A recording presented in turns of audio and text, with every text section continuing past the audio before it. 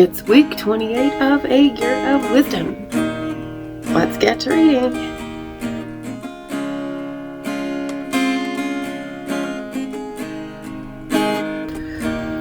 Day 196.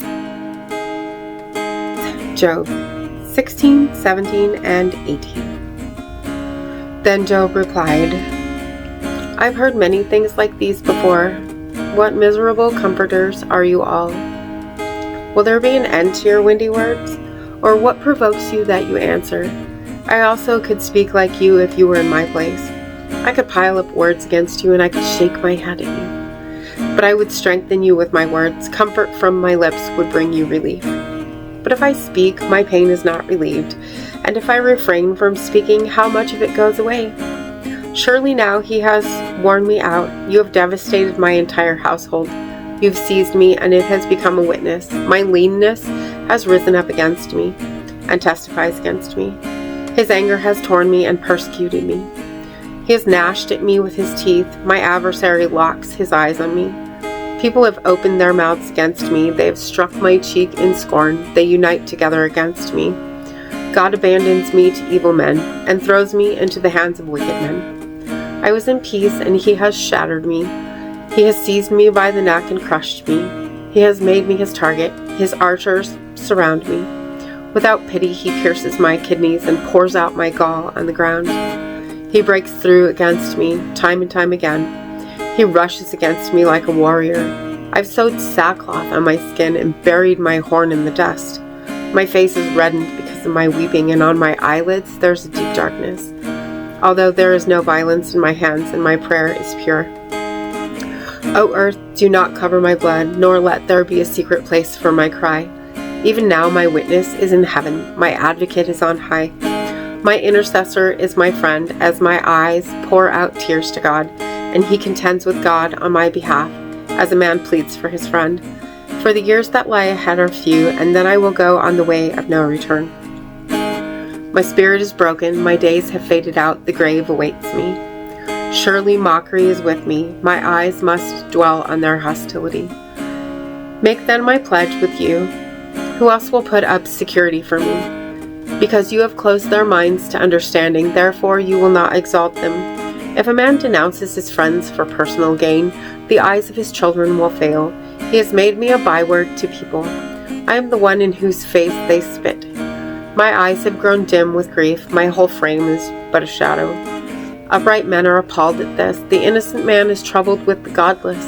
But the righteous man holds to his way, and the one with clean hands grows stronger. But turn, all of you, and come now.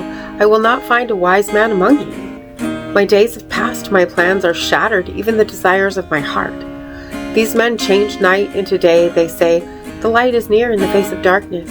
If I hope for the grave to be my home, if I spread out my bed in darkness, if I cry to corruption, you are my father, and to the worm, my mother or my sister. Where then is my hope? And my hope, who sees it? Will it go down to the barred gates of death? Will we descend together into the dust? Then Bildad the Shuhite answered, How long until you make an end of words? You must consider, and then we can talk. Why should we be regarded as beasts and considered stupid in your sight? You who tear yourself to pieces in your anger, will the earth be abandoned for your sake? Or will a rock be removed from its place? Yes, the lamp of the wicked is extinguished. His flame of fire does not shine. The light in his tent grows dark. His lamp above him is extinguished. His vigorous steps are restricted, and his own counsel throws him down. For he's been thrown into a net by his feet, and he wanders into a mesh. A trap seizes him by the heel, a snare grips him, a rope is hidden for him on the ground, and a trap for him lies on the path. Terrors frighten him on all sides and dog his every step. Calamity is hungry for him, and misfortune is ready at his side. It eats away parts of his skin. The most terrible death devours his limbs. He's dragged from the security of his tent and marched off to the king of terrors. Fire resides in his tent. Over his residence, burning sulfur is scattered. Below, his roots dry up and his branches wither above. His memory perishes from the earth. He has no name in the land. He is driven from light into darkness and is banished from the world. He has neither children nor descendants among his people, no survivor in those places he once stayed. People of the west are appalled at his fate. People of the east are seized with horror, saying, "Surely such is the residence of an evil man, and this is the place of one who has not known God."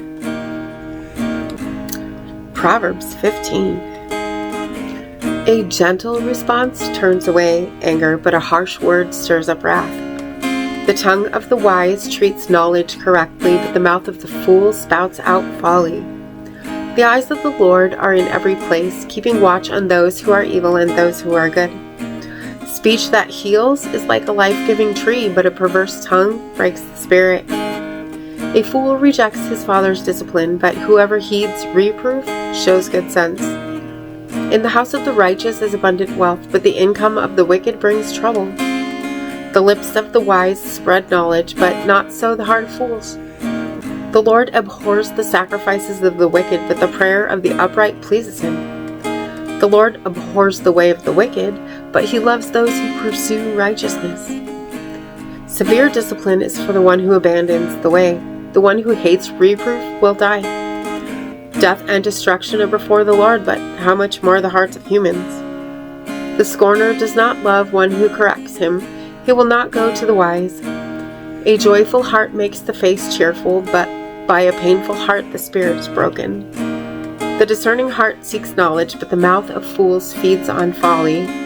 All the days of the afflicted are bad, but one with a cheerful heart has a continual feast. Better is a little with the fear of the Lord than great wealth and turmoil with it. Better a meal of vegetables where there is love than a fattened ox where there is hatred. A quick-tempered person stirs up dissension, but one who is slow to anger calms a quarrel. The way of the sluggard is like a hedge of thorns, but the path of the upright is like a highway. A wise child brings joy to his father, but a foolish person despises his mother. Folly is a joy to one who lacks sense, but one who has understanding follows an upright course.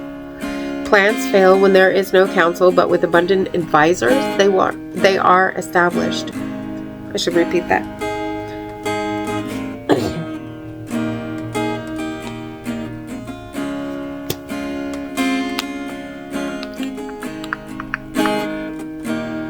Plans fail when there is no counsel, but with abundant advisors they are established. A person has joy in giving an appropriate answer, and a word at the right time, how good it is. The path of life is upward for the wise person, to keep him from going downward to Sheol. The Lord tears down the house of the proud, but he maintains the boundaries of the widow. The Lord abhors the plans of the wicked, but pleasant words are pure. The one who is greedy for gain troubles his household, but whoever hates bribes will live. The heart of the righteous considers how to answer, but the mouth of the wicked pours out evil things. The Lord is far from the wicked, but he hears the prayer of the righteous. A bright look brings joy to the heart, and good news gives health to the body. The person who hears the reproof that leads to life is at home among the wise. The one who refuses correction despises himself, but whoever hears reproof acquires understanding. The fear of the Lord provides wise instruction, and before honor comes humility. And as always, thank you so much for being here today. If you haven't already, hit that subscribe button right there. And click the bell for notifications. And if you would, hit that like button for me. And I will see you tomorrow. Maranatha. I'm standing at the crossroads. I'm lost without a clue. I need a big pink neon sign to show me what to do. I thank you, Lord. It glorifies you when you're the only answer.